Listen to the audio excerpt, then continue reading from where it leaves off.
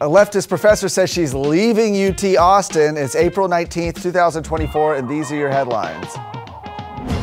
With the University of Texas at Austin working to implement Texas's new ban on diversity, equity, and inclusion offices, DEI offices, one professor isn't sticking around to see the results.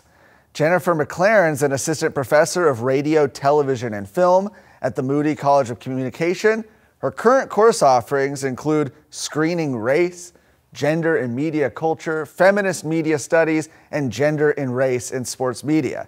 So based literally with just that, armed with that knowledge, I think you're already getting an idea of what kind of professor she is. In a recent post to her personal Substack, McLaren announced her departure from the university, titled "Why I Just Quit My Dream Job." In the post, she lamented the political climate in Texas and described why she's leaving the university despite being expected to get tenure this summer. She said, "I quit my dream job because my life is more expansive than just a job and because I have irreconcilable differences with my employer, the government of the state of Texas." According to her post, my partner Kate and I, you saw that coming, right? My partner Kate and I have never felt at home in this state. I will not go into detail so as not to offend the many wonderful Texans I know and love, but this has never been our place. She mentioned how she feels more at home in Seattle. McLaren then announced plans to travel overseas and seek employment outside of taxpayer-subsidized universities. Now, the new law she's talking about, Senate Bill 17, went into effect on January 1st. We've got some interesting updates on that as well. The Texas Senate's Education Committee is going to conduct a hearing into its implementation next month. A Houston area teacher has been arrested after it was alleged that he had an inappropriate relationship with a 15-year-old student. There have been too many of these stories lately. Caden Burbank, age 29, worked at Cy-Fair High School as a teacher and assistant coach for the Cy-Fair football team. Well, after learning of the allegations, the district placed Burbank on administrative leave. He resigned from his position a week later on April 9th.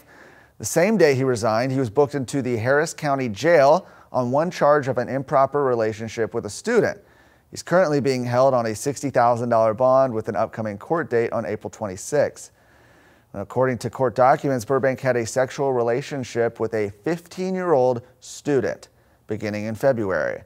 The two would allegedly meet in his classroom or leave the high school, go to a nearby hotel. Investigators revealed that the sexual relationship was discovered when Burbank's girlfriend found text messages between the two. The state records currently show that Burbank's teaching certificate is still valid, and he's not currently under investigation by the Texas Education Agency. They've been called the most powerful political entity in Texas.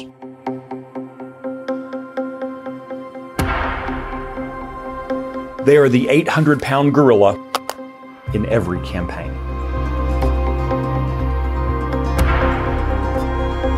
Texas wouldn't look the same without them, for better or for worse.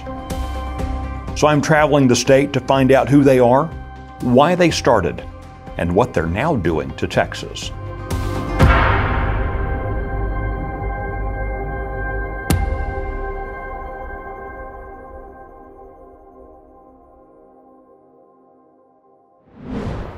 Attorneys representing Huffman Independent School District have accused Attorney General Ken Paxton's office of trying to sway the outcome of the March 5th Republican primary election. Now, this comes after Paxton's office first announced on March 1st that it filed a civil lawsuit against the district's superintendent and board of trustees.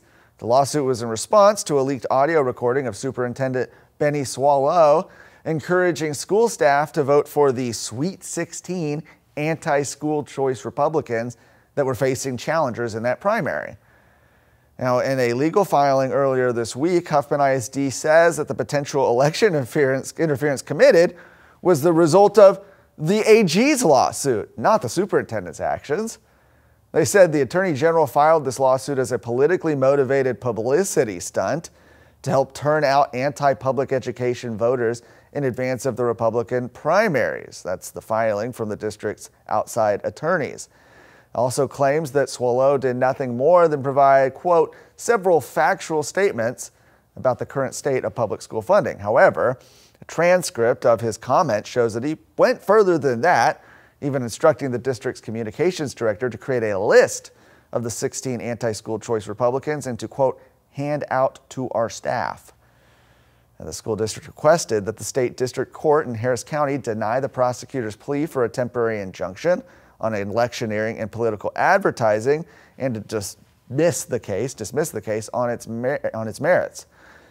Because the AG's office currently only has the authority to pursue civil cases, a group of concerned residents have called on Harris County District Attorney Kim Ogg to pursue a criminal case against Huffman ISD officials. Local voters worked with the Liberty Justice Center to file affidavits and demand an investigation be started last month. Later, they confirmed that Ogg's office was looking into the matter. For more of today's stories, go to TexasScorecard.com.